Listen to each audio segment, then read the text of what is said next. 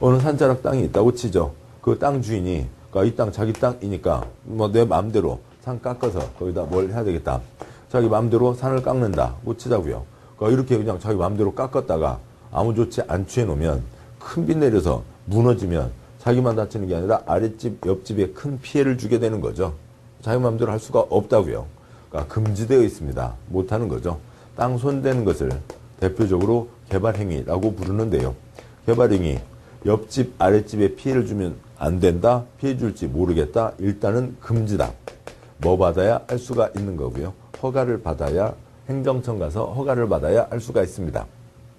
다음 두 번째로는, 그러니까 허가를 받아서 그러면 땅을 만들었다고 치죠. 축대도 잘 쌓고 무너지지 않게 이러저러한 방비 조치 잘 했다고 치죠. 그러면 거기에 건물 자기가 마음대로 지을 수 있나요? 안 되죠. 엉망으로 지었다가 무너지면 그 사람만 다치는 게 아니라 거기에 들어온 사람들, 또 옆집, 아랫집 피해를 주는 겁니다. 그래서 건축도 금지다. 허가 받아야 된다. 그러니까 이런 내용들을 다루고 있는 게 부동산 공법의 주 내용입니다. 우리 시험 과목 부동산 공법이라고 하면 토지 이용과 건축에 대한 것들을 주 규제 내용으로 담고 있는 겁니다.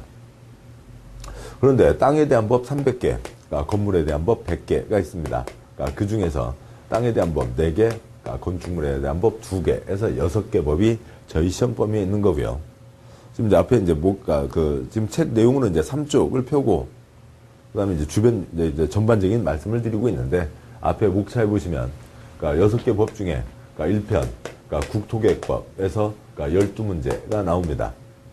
그 다음에 2편, 개발법. 국토계획법은 이러저러한 내용을 모두 담고 있는 가장 핵심적인 법이고요. 그러니까 2편, 개발법, 도시개발법, 개발되지 않은 곳을 신도시로 건설한다. 6문제.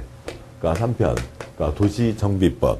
이미 건물이 들어서 있는데 시간도 오래되고 낡았고 도로나 주차장 이런 시설도 그러니까 충분하지 않고 싹 철거하고 새로 아파트 등등을 올린다. 그래서 재개발, 재건축을 다루는 도시정비법에서 6문제. 4편, 건축법. 뭐 건축에 대한 기본법이죠. 거기서 7문제. 5편, 주택법.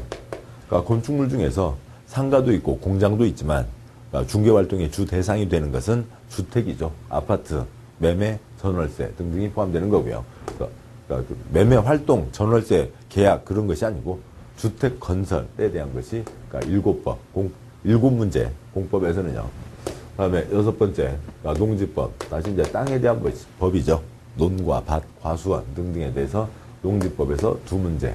이렇게 해서 전체 40문제, 그러니까 100점으로 출제가 되는 거죠. 그러니까 40문제가 100점이니까 그러니까 4문제가 10점이고 2문제가 5점, 1문제가 1.5점이 되는 거죠. 이렇게 되어 있습니다. 그러니까 그래서요. 부동산 공법이 뭐다? 그러니까 공법, 사회 전체의 이익을 위해서 사회 전체의 약속을 정해놓은 겁니다. 한 사람 한 사람이 그걸 어기면 안 되는 거죠. 이러저러한 규제를 하는 거죠.